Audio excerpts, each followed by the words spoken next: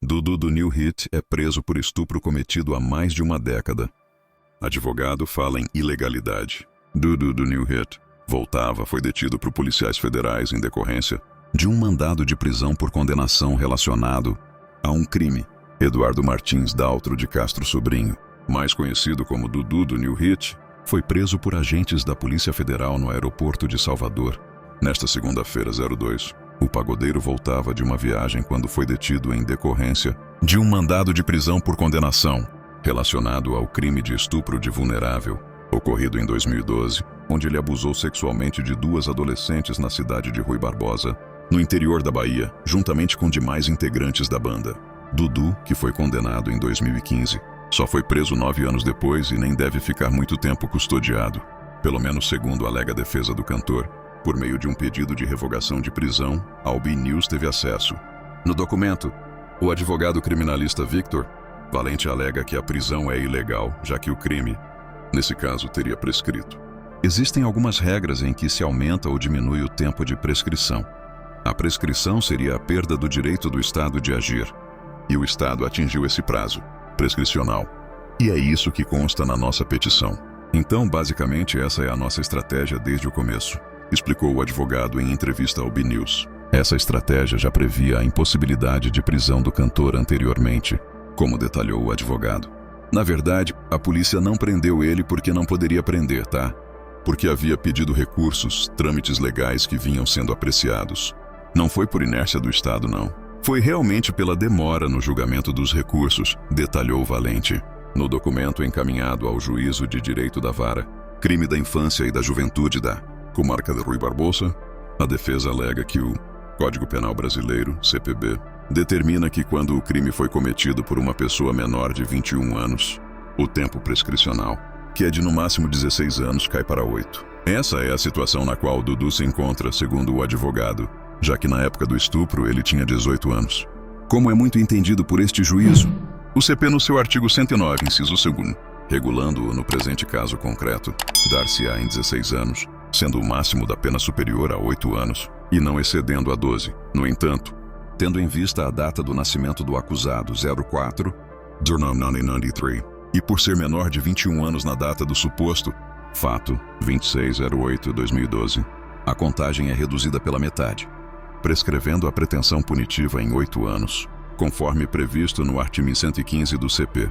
Contudo, cumpre destacar que, com a ciência do MP no dia 07/05/2015, a contagem do prazo prescricional iniciou-se formalmente em 13 de maio de 2015, nos exatos termos da legislação aplicável, tornando irregular a prisão hora realizada, diz o pedido de revogação, feito com urgência.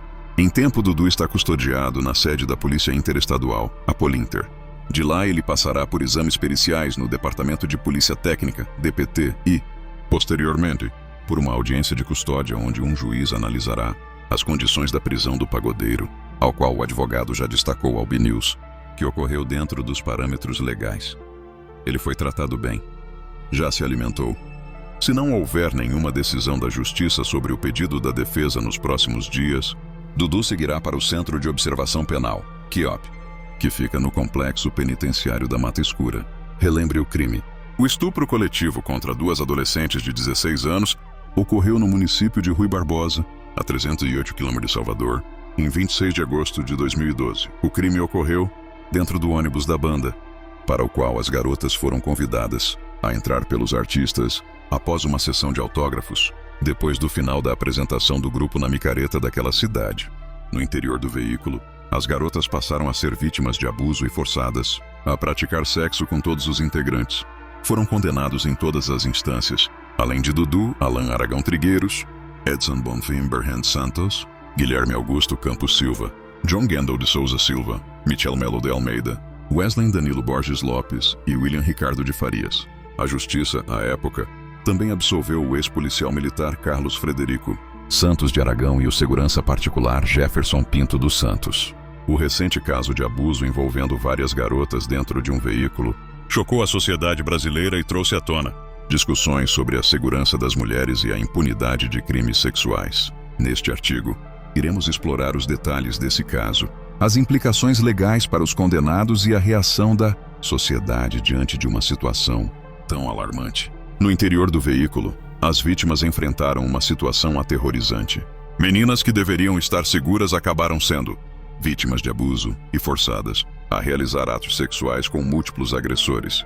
Os réus, entre eles Dudu, Alan Aragão Trigueiros, Edson Bonfim Beren Santos, Guilherme Augusto Campos Silva, John Gendel de Souza Silva, Michel Melo de Almeida, Wesley Danilo Borges Lopes e William Ricardo de Farias, foram condenados em todas as instâncias. Essa condenação reflete a gravidade dos crimes cometidos e a necessidade de responsabilização dos agressores. A justiça, no entanto, não foi implacável com todos os envolvidos. O ex-policial militar Carlos Frederico Santos de Aragão e o segurança particular Jefferson Pinto dos Santos foram absolvidos, gerando uma onda de indignação entre os defensores dos direitos das mulheres. Essa disparidade nas condenações levanta questões sobre a eficácia do sistema judicial em lidar com crimes de natureza sexual e a proteção das vítimas. As condenações dos réus são um passo importante na luta contra a impunidade em casos de abuso sexual. No entanto, a absolvição de certos indivíduos levanta preocupações sobre a aplicação da lei e a proteção das vítimas. A sociedade espera que a justiça não apenas puna os responsáveis, mas também crie um ambiente onde as vítimas se sintam seguras para denunciar seus agressores. O medo de represálias e a falta de confiança nas instituições podem silenciar muitas vozes que precisam ser ouvidas. Além disso, esse caso expõe as falhas estruturais que ainda existem em nossa sociedade. As mulheres frequentemente enfrentam obstáculos significativos ao buscar justiça, incluindo a revitimização durante o processo judicial. Esse cenário exige uma reflexão profunda sobre como o sistema legal pode ser aprimorado para garantir que todas as vítimas tenham acesso a um julgamento justo e que seus direitos sejam respeitados. A reação da sociedade frente a este caso foi intensa. Movimentos sociais e ativistas começaram a se mobilizar, exigindo mudanças nas leis e maior proteção para as vítimas de abuso sexual. As redes sociais se tornaram um espaço vital para a discussão do tema, permitindo que vozes antes silenciadas se manifestassem e clamassem por justiça. Essa mobilização também serve para aumentar a conscientização sobre a gravidade dos abusos cometidos e a necessidade de um sistema judicial que funcione de forma equitativa. A pressão popular pode levar a mudanças significativas na legislação. Por exemplo, várias propostas de lei têm sido discutidas para aumentar as penas para crimes sexuais e garantir que as vítimas recebam o apoio necessário durante o processo judicial.